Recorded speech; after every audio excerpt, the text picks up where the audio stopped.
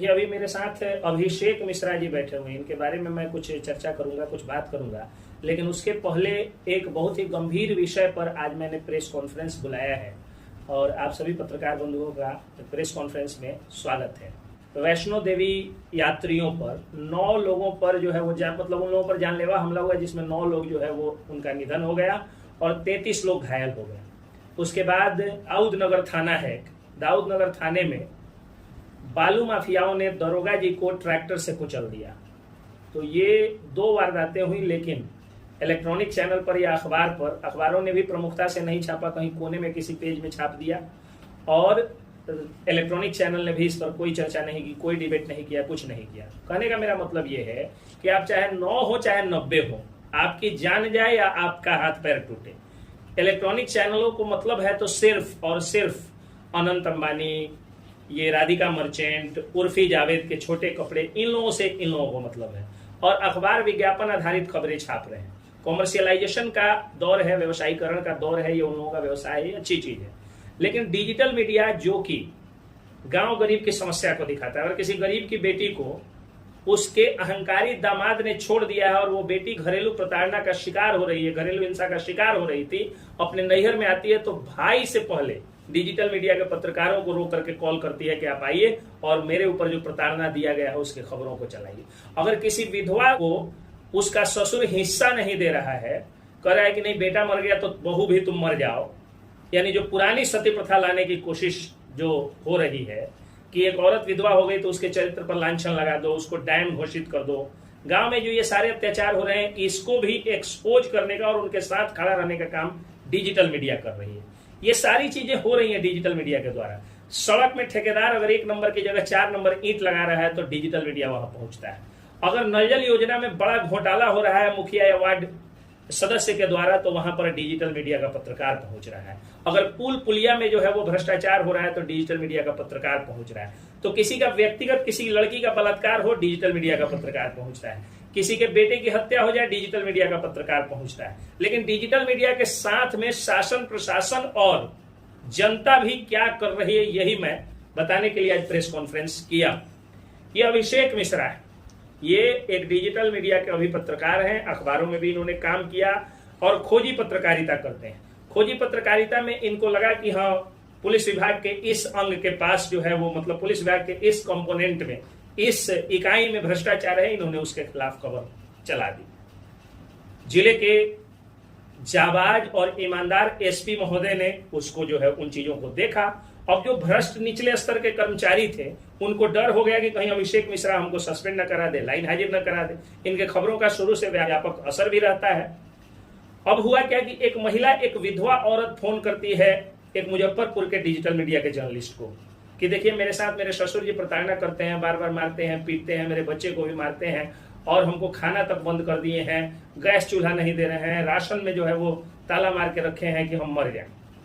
अब वो औरत जो है वो घरेलू प्रताड़ना का शिकार होकर एक मुजफ्फरपुर के जर्नलिस्ट को फोन करती है। मुजफ्फरपुर के जर्नलिस्ट कहते हैं कि जब आप रक्सौल से हैं और वहां रक्सौल एरिया से हैं और वहां अगर अभिषेक मिश्रा है तो आप उन्हीं को फोन कर दीजिए। अभिषेक मिश्रा को फोन आता है, अभिषेक मिश्रा अखबार में पहले छाप देते हैं। उसके कुछ दिन बाद फिर प्रताड़ना होती है, ये जाते हैं न्यूज कवर करने, इनके बाइक को जला दिया जाता है। बाइक को जब जलाया जाता है तो ये फोन करते हैं थाने को, 112 आता है, इनको बचा के ले जाता है। थाना में ये आवेदन देते हैं तो उल्टा जो प्रताड़ना करने वाले लोग हैं वो लोग भी इनके खिलाफ आवेदन देते हैं। तो जिनकी बाइक जली है पहले केस उनका दर्ज होना चाहिए, लेकिन चूंकि इन्होंने थाने के खिलाफ भी छापा था इसलिए थाना ने क्या किया कि इनके खिलाफ ही एफआईआर पहले दर्ज कर दिया और जो रियल में इनके साथ हुआ था इनका वाला केस जो है वो काउंटर केस बना दी, मतलब काउंटर केस हो गया वो। अब चूंकि ये थाना के रडार पे थे, एक और बच्ची का जो है वो खबर चलता है कि उसके पिता जो है वो गलत ढंग से किसी अभियुक्त के ऊपर जो है वो केस कर किसी को अभियुक्त बना दिए। मामला प्रेम प्रसंग का। इन्होंने कहा कि भाई देखिए किसी को गलत मत फंसाइए, हम पत्रकार हैं, जब तक ईमानदारी से पत्रकारिता कर रहे हैं कोई भी आदमी गलत नहीं फंसाया जाना चाहिए। लेकिन उल्टा इनके ऊपर जो है वो रंगदारी मांगने का केस जो है थाने से दर्ज कर दिया गया। पहले से 10-10 मुकदमे इन पर दर्ज है। एंटीसिपेटरी बेल में बाहर से बाहर बेल कराते गया। अचानक क्या हुआ कि एक दिन पता चलता है कि इनको जो है वो गिरफ्तार कर लेती है पुलिस, रात को गिरफ्तार करती है। पहले से भी रेड पड़ रहा है इनके ऊपर, जैसे आतंकवादी के घर पर रेड पड़ता है उस तरह से। उसके बाद क्या होता है कि इनको अरेस्ट किया जाता है, अरेस्ट करके भेज दिया जाता है जेल। जेल भेज के 2-2 और केस में रिमांड कर दिया जाता है। सोचिए 10 मुकदमे पहले से और 3 मुकदमा और में रिमांड कर दिया जाता है। लेकिन मैं शुक्रिया अदा करता हूं, नतमस्तक हूं उस माननीय न्यायालय का, जिन्होंने मेरी प्रार्थना को स्वीकार करते हुए और न्याय किया, इनको बेल दे दिया सभी 3 के 3 मामलों में। अब सवाल यह बनता है, मनदीप यादव बहुत अच्छी पत्रकारिता करते हैं, सड़क में भ्रष्टाचार 4 नंबर का ईंट लगा रहा था ठेकेदार, वो गए उस पर जो है वो खबर चलाने, तो ठेकेदार उन पर आरोप लगा दिया कि हमारे मजदूर से सोना का चैन छीन लिए और 20,000 रुपये रंगदारी मांग रहे हैं। एक तो मजदूर से पागल आदमी 20,000 रुपये रंगदारी मांगेगा, छीन लेगा, नहीं छीन लिया, 20,000 रुपये छीन लिया। और मजदूर अगर देश का सोने का चेन पहनने लगे तो मुझे लगता है कि मोदी जी को इतनी कम सीटें नहीं आती। मोदी जी तो देश को विश्व गुरु कौन कहे कि पूरे ब्रह्मांड में सबसे अमीर बना दिया जाके, भारत का मजदूर भी 60,000 70,000 का चेन पहनता है। यानी फर्जी मुकदमा मनदीप यादव के ऊपर किया गया। मैं फिर गया माननीय न्यायालय से गुहार लगाया, माननीय न्यायालय में उसमें भी न्याय किया और उनको बेल मिल गया। फिर एक और केस उन पर कर दिया गया, उन पर भी 8-10 कितना मुकदमा कर दिया गया। अब एक कितना केस किया गया है जिसमें वो एक जगह एडमिनिस्ट्रेटिव फेलियर था, प्रशासनिक जो है वो चूक थी, वो जाते हैं और जाके खबर दिखा देते हैं। कहा जा रहा है कि दंगा भड़काने आए थे, जबकि उस खबर के बाद दंगा कौन कहे कि एक सिंगल पुआल खेत खलियान नहीं जला, जब किसी का रोम मतलब बाल नहीं एक टूटा, रोमा जिसको कहा जाता है, तो फिर वो दंगा भड़काने की धारा उन पर कैसे लग गई, कैसे वर्ग संघर्ष कराने की धारा 153 भी लग गई। कुल मिलाकर के बात यह है कि सब पर मुकदमा हो रहा है। मनीष कश्यप जो डिजिटल मीडिया के एक तरह से पुरोधा है, उनके ऊपर आप देखिए कितना मुकदमा किया गया, एनएसए तक लगाया गया। जब एनएसए क्वेश्चन हो गया, जब 4 के चारों मुकदमे में उनको क्लीन चिट मिल गई, क्या चुनाव प्रचार करने गए, चुनाव प्रचार के दौरान उन पर मुकदमा कर दिया गया। इतना सारा क्रिमिनल एंटीसीडेंट था, बेल नहीं मिलता। हमने गुहार लगाया माननीय न्यायालय का धन्यवाद कि माननीय न्यायालय ने उनको भी बेल दिया, मनीष कश्यप को। और तो और गरीब घर में पैदा हुए पंडित, जिस धारा में उन पर केस की गई थी उसकी चर्चा भी मैं खुलेआम नहीं कर सकता हूं, गंदा आरोप उन पर लगाया गया था, लेकिन मैंने बेल फाइल किया। माननीय न्यायालय का धन्यवाद कि माननीय न्यायालय ने उसमें भी देखा कि ये इस व्यक्ति को बेल मिलना चाहिए और बेल उनको भी मिला। लेकिन सवाल यह है कि कब तक ये सिलसिला चलेगा। आप राकेश तिवारी को जेल भेज दिए, आप नागेश सम्राट को जेल भेज दिए, आप मनीष कश्यप पर एनएसए लगा के 9 महीने तक कर दिए और बाद में उनको क्लीन चिट मिल जाती है। 9 महीने उस पत्रकार का कौन देगा। आप अभिषेक मिश्रा को 40 दिन लगभग ना 40 दिन लगभग जेल में गए, कौन अभिषेक मिश्रा का ये 40 दिन लौटाएगा। और क्या पाप किया है अभिषेक मिश्रा ने कि इनका एक मासूम बेटा और बेटी जो स्कूल में पढ़ता था, फीस नहीं देने के कारण उसका नाम जो है वो काट करके हटा दिया गया। आज उसकी पढ़ाई अवरुद्ध हो गई है। ये जेल में कोई डाका डालने में गए थे, कोई हत्या किए थे, कोई बलात्कार किए थे, नहीं किए थे, फिर इनको क्यों जेल जाना पड़ा। खैर, ये सवाल प्रशासन से जो है जो मैं कोर्ट में करता हूं और कोर्ट जो है उसमें न्याय भी देता है, इसके लिए मैं कोर्ट के सामने नतमस्तक हूं। लेकिन सवाल समाज से भी मैं करना चाहता हूं कि जब ये जेल में गए थे तो आप लोग कभी गए कि हाँ वो अभिषेक मिश्रा, वो मनीष कश्यप, वो राकेश तिवारी, वो नागेश सम्राट, वो मनदीप यादव, वो संजीत कुशवाहा, जय जी हैं जो है उन पर भी केस हो गया है, बहुत सारे, मतलब नाम लूं तो गिनतियां कम पड़ जाएंगी। तो इनके घर पे कभी आप गए, जाके पूछे कि इनके माँ का आंसू कौन पूछेगा, इनके बच्चों को जो है खाना भी खा रहे हैं कि नहीं, ये आप लोग पूछें। इनका बस ये दोष था ना कि ये 4 नंबर का ईंटा नहीं देख सकते थे, नल जल योजना में भ्रष्टाचार नहीं देख सकते थे, गलत पुल का निर्माण हो और आगे चल के वो कभी गिर जाए, एक्सीडेंट का सबक बने, ये नहीं देख सकते हैं। एक औरत, एक बुढ़िया औरत बेचारी आई थी इनके पक्ष में जो है वो बयान देने, जब सीट पे रोने लगी तो मेरा खून खोल रहा था, मेरी आत्मा रो रही थी। उसका मदद करने अगर कोई आदमी जाएगा तो उसके चरित्र पर या इनके चरित्र पर लांछन लगा दिया जाएगा। इतना घृणित बात लोगों ने कही, जिसकी चर्चा भी मैं खुलेआम सोशल मीडिया पे करता हूं, माफ करिएगा आप। जब इनका जन्म हुआ तो वो औरत आई जब, तो गोदी में जो कोहबर में बच्चा रखाता है ना, उसमें ये रखाए थे और उसके साथ अवैध संबंध का जो है वो आरोप, इन पर घृणित आरोप लगाया गया जो इनके माँ की उम्र की है। कहना नहीं चाहिए, ब्लाउज फाड़ने का आरोप जो है इनके दादी की उम्र की औरत से लगवाया गया। क्या ये ब्लाउज फाड़ने वाले? इसकी सीबीआई से जांच हो, इसकी एसआईटी से जांच हो, और अगर इन्होंने ब्लाउज फाड़ा है, अगर इनका किसी तरह का कोई संबंध है तो इनको आप जो है वो कड़ी से कड़ी सजा दीजिए। लेकिन अगर ऐसा नहीं है तो खबर को चलने दीजिए। और समाज से मैं एक सवाल पूछना चाहता हूं कि अगर आप लोगों को लगता है कि डिजिटल मीडिया के पत्रकारों को पत्रकारिता छोड़ देनी चाहिए, तो आप लोग कमेंट में लिख करके बताइए। डिजिटल मीडिया के सारे पत्रकारों से मैं अनुरोध करूंगा, हाथ जोड़ दूंगा कि आप लोग छोड़ दीजिए पत्रकार, अखबारों के भरोसे और इलेक्ट्रॉनिक चैनलों के भरोसे सब कुछ रहने दीजिए। लेकिन क्या अगर हमारी हत्या हो जाए, हमारे बच्चों की हत्या हो जाए, अगर किसी के घर में जो है वो लूटपाट हो जाए, डकैती हो जाए, तो आज तक का कैमरा आएगा? या किसी भी चैनल का नाम नहीं लेना चाहिए, किसी भी बड़े चैनल का जिसको सैटेलाइट चैनल है उसका कैमरा आएगा हमारे आंसू पोंछने? नहीं आएगा। ये लोग जो है जीतन राम मांझी के रुमाल तक के खबर को बनाएंगे, उर्फी जावेद के छोटे कपड़े को खबर बना देंगे, ज्योति मौर्य के नाक के जो है वो पसीने को खबर बना देंगे, सीमा हैदर के कान के बाली को खबर बना देंगे, लेकिन अभिषेक मिश्रा के बच्चों का स्कूल छूटना इन लोगों के लिए खबर नहीं होगा। अगर ये खबर होगा तो सिर्फ और सिर्फ डिजिटल मीडिया के पत्रकारों के लिए खबर होगा। तो आज मैं चूंकि फाइनल इनका बेल करा करके आया हूं, हालांकि समय के अनुसार ये वीडियो नहीं है, कुछ दिन बाद मतलब डालेगा लोग, लेकिन जब मैं इनका बेल करा के आया और जब फाइनली ये निकल करके और मुझसे मिलने जाए तो मैं अपने को प्रेस के सामने ये बात कहने से नहीं रोक पाया। मेरा यही कहना है कि क्या दोष था इनके बूढ़े पिताजी का जो आकर के मेरे सीट पर रोते थे कि हमरा बउआ के निकाल दी, हमरा राम के निकाल दी। क्या दशरथ वियोग और राम वियोग जो है दशरथ को आज कलयुग में भी होगा? अरे रावण रहते मर जाते, हमको कोई मतलब नहीं था, जेल जाते कोई मतलब नहीं था, लेकिन जब निर्दोष को फंसाया जाएगा तो उसके साथ तो मैं खड़ा रहूंगा ना। तो समाज से मैं पूछना चाहता हूं, समाज मुझे इस बात का जवाब दे कि अभिषेक मिश्रा के बच्चों का स्कूल कैसे छूटा। समाज मुझे इस बात के लिए जवाब दे कि इनके पिताजी को क्यों जाके हाथ जोड़ी करनी पड़ी कि बेलर हमारा बन जाइए, बच्चा छूट रहा है। क्यों नहीं इनके घर पर जो है वो सैकड़ों की संख्या में लोग पहुंचे कि मैं भी बेलर बनूंगा, मैं भी बेलर बनूंगा और मैं अभिषेक मिश्रा का जमानतदार बनूंगा। क्यों अभिषेक मिश्रा को जो है इनके बच्चों की पढ़ाई का जिम्मा किसी प्राइवेट स्कूल ने नहीं उठाया? कहां मर गए वो समाज सेवी? डिजिटल मीडिया के पत्रकारों पर अत्याचार हो रहा है। सब लोग जानते हैं कि पैसे से ये लोग मैनेज नहीं होंगे, क्योंकि 500 रुपया किसी को दो वो खबर छाप सकता है। इनको 500 रुपया दोगे, आपके खिलाफ खबर चढ़ा के ये जो है 5000 रुपये कमा लेंगे। चैनल मोनेटाइज है, एक वीडियो वायरल होगा 50,000 1 लाख रुपया आ जाएगा। तो पैसा से ये डिजिटल वाला मैनेज नहीं होगा। धमकियों से नहीं डरता है क्योंकि संख्या अब ज्यादा हो गई है। और तो और हमला किया गया डिजिटल मीडिया के पत्रकारों के ऊपर, रॉड से हमला किया गया, लेकिन उससे भी डिजिटल मीडिया का पत्रकार नहीं झुका।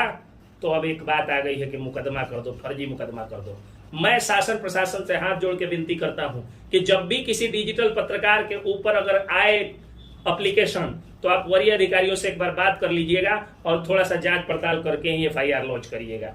चूंकि जब बालू माफिया एक दरोगा जी के भी ऊपर ट्रैक्टर चढ़ाता है ना, तो कोई अखबार और इलेक्ट्रॉनिक चैनल वाले नहीं जाते हैं वहां पे। वहां डिजिटल मीडिया का पत्रकार ही जाके आपके पत्नी के आंसू दिखाता है, आपके बच्चों के यतीम हुए मासूम बच्चों का चेहरा दिखाता है और आपकी रो रहे माँ का आंसू दिखाता है। तो जब आप पर भी सामत आएगी तो यही डिजिटल मीडिया के पत्रकार जो है वो काम आएंगे। कहा इनको यूट्यूबर कहा, ये सह लिए। आपने इनको गरीब कहा कि 500 रुपए का तो माइक उठा लेता है, सब कुछ बोलने वोलने नहीं आता है। हम गरीब भी सह लिए। कहा इन लोगों ने कि ठीक है हमारी औकात 500 की, आप 500 ही मान लीजिए। हम सब सहते गए। यूट्यूबर जब आप लोगों ने कहा तो सोचा कि यूट्यूबर का मतलब यूट्यूब पर डांस करने वाला भी होता है, लेकिन उन लोगों ने कहा कि नहीं भाई, हमको नहीं कहना है पत्रकार, हम यूट्यूबरे कहा करके खुश हैं। सारे दुख दर्द को सहा इन लोगों ने, सारी बदनामियों को सहा, लेकिन अब कैसे बर्दाश्त होगा कि मुकदमा एक केस किसी पर हो जाता है ना सर, तो बेल जो है वो जब अगर बेलेबल सेक्शन में भी है तो बेल लेने अगर आता है वो आदमी, तो 2 जमानतदार को भाड़ा खर्चा करके और उतना किलोमीटर से लेके आना पड़ता है, दिन भर रहना पड़ता है। सुबह 9 बजे मेरे ऑफिस में आता है लोग और 9 बजे आकर के कागज पत्र तैयार होता है। एक दिन पहले आता है लोग, जब मतलब 2 बार दौड़ना पड़ता है, उसके अलावा दिन भर बैठना पड़ता है। आज दिन भर बैठे हैं ये, फिर एक बार में जो है जमानत हो गई तो फिर तारीख ढूंढना पड़ता है, केस समाप्त करना पड़ता है, कई तारीखें पड़ती हैं। तो ठीक है ये अपराधी झेलेंगे ना, पत्रकार डिजिटल मीडिया के क्यों झेले? मैं समाज से ये सवाल पूछना चाहता हूं, और नहीं तो समाज से मेरी विनती है कि डिजिटल मीडिया के पत्रकारों का हाथ मजबूत करें और इनके साथ आप मुस्तैदी से खड़ा रहें।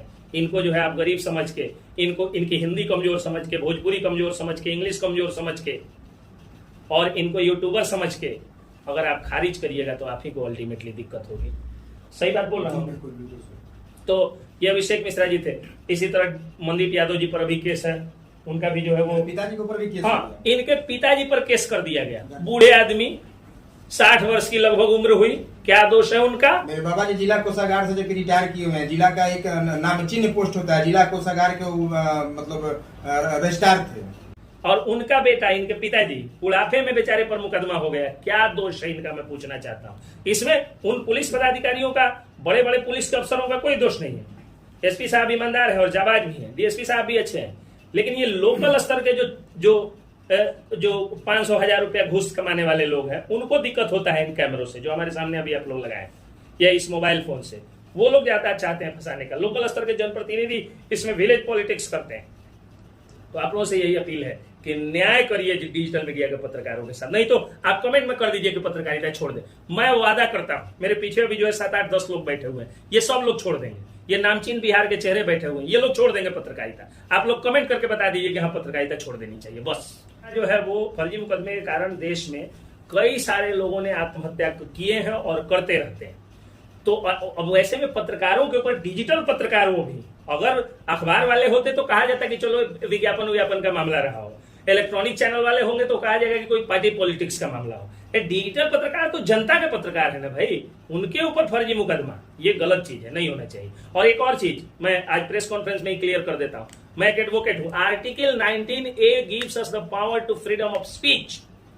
19A जो है भारतीय संविधान का आर्टिकल 19A हमें बोलने की आजादी देता है, और उस आजादी के तहत आप जब चाहें जो चाहे खबर दिखा सकते हैं, भ्रष्टाचार के विरुद्ध आवाज उठा सकते हैं। आपसे कोई लाइसेंस और आई कार्ड मांगता है तो वो बकैती झाड़ता है, गलत करता है, गलत जो है वो चीज पूछता है। मैं कौन हूं इस बात का आपको जो है वो क्या प्रूफ है? मैं क्या बोल रहा हूं? भारत का नागरिक हूं, मेरा अधिकार है। आर्टिकल 19A इंडियन कॉन्स्टिट्यूशन मुझे अधिकार देता है कि अगर भ्रष्टाचार होगा तो मैं बोलूंगा। आप आई कार्ड नहीं मांग सकते। आई कार्ड कौन सी का होता है? आई कार्ड तो नौकरी का होता है ना, नहीं तो मेरा आधार कार्ड देख लीजिए आप, आधार कार्ड ही मेरा आई कार्ड है। और जब मैं सोशल मीडिया पे खबरों को डाला हूं, यूट्यूब, फेसबुक, ट्विटर, इंस्टाग्राम के लिए, पर आपको अपने विचारों को प्रकट करने के लिए, भ्रष्टाचार के खिलाफ लड़ाई लड़ने के लिए किसी आई कार्ड की जरूरत नहीं है, आपको किसी जो है लाइसेंस की जरूरत नहीं है। आप न्यूज पेपर छापिएगा, सैटेलाइट चैनल चलाइएगा, उसमें आपको जरूरत पड़ेगी। पूरा जो है वो रजिस्ट्रेशन वगैरह का प्रोसेस होता है। और ये जो मोबाइल फोन होता है ना, यूट्यूब चैनल, ये ऑलरेडी रजिस्टर्ड है।